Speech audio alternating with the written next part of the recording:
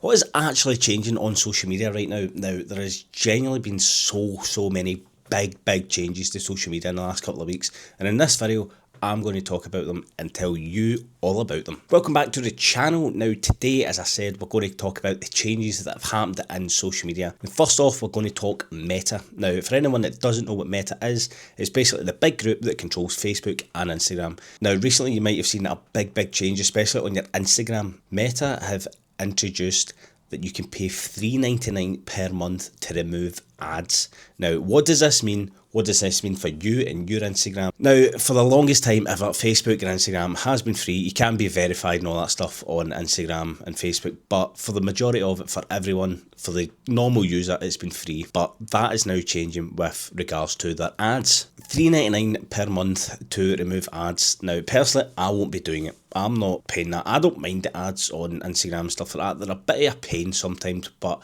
I don't mind them too much. I've got control of 7 of my Instagrams, my personal Instagrams, whether that's my personal one, the football team's one, my darts one, my social media management one, I've still got my detailing one, I've got a fitness one. Like, I just have so many, and I don't actually know if it includes like every single account that you own, or I have to pay $3.99 per month for every account, which I'm just not doing. I'm going to stick with the free one. Let me know in the comments if you will be paying it. But the reason they have brought this in is strange. Now, ads have always been on Instagram and Facebook and YouTube and TikTok and everything. So why now are they charging to remove them? Now, one place that does charge to remove them originally, and probably was one of the first, was YouTube. With your YouTube Premium, you can pay this, I think that's maybe £11 a month, £8 a month, I can't really remember the price of it, but you could buy YouTube Premium and you could remove ads on your YouTube. Now, people love this, but I think it's different for Instagram, because Instagram doesn't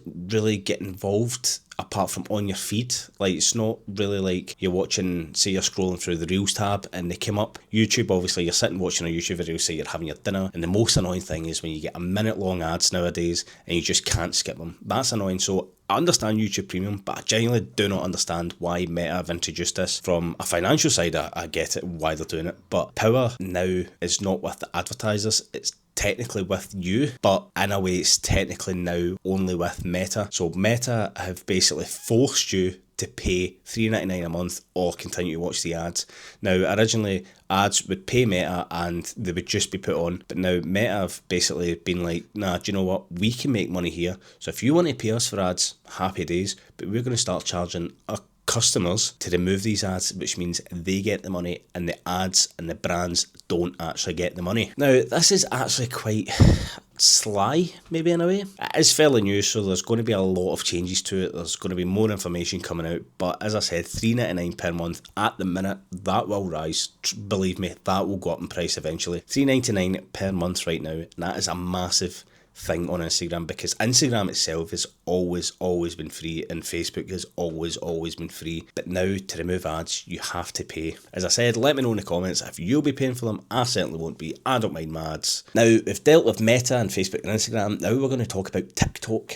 TikTok's algorithm has changed so much recently, and it's probably killing a lot of influencers and content creators on it, and I'm going to explain why. So before, TikTok usually pushed a video out to 200 non-followers, and depending on how they interacted with it, engaged with it, commented on it, liked on it, how long they watched the video for, that determined how many more times it get pushed out. If it done well, it get pushed out to beyond the 200 people, so maybe 1,000 and then beyond and beyond. But if it didn't do well, that's when you get stuck in the 200 TikTok view jail that everyone seems to love to use. But that's the way the algorithm used to work. But now TikTok actually pushes it out to your followers, and this is where it's probably killing your views. Now, how many times have you seen your friends, for example, content, you're going to like it, but you don't really watch it? That's honestly killing the views and engagement. So obviously, being a follower, you need to like it, but you need to keep watching. Now, the idea is that people watch for 5 seconds and that counts as engagement. It really doesn't. You need to be trying to watch it as long as you can. My missus, she's the worst at it, don't get me wrong, she's very supportive, but the amount of time she'll just see my video, like it and scroll past, then that is actually killing the engagement. So it's especially because it's going out to our followers. So if you get a friend, a content creator, someone you follow, you need to be engaging with their video, you need to like it, and you just need to keep watching it, because you are the key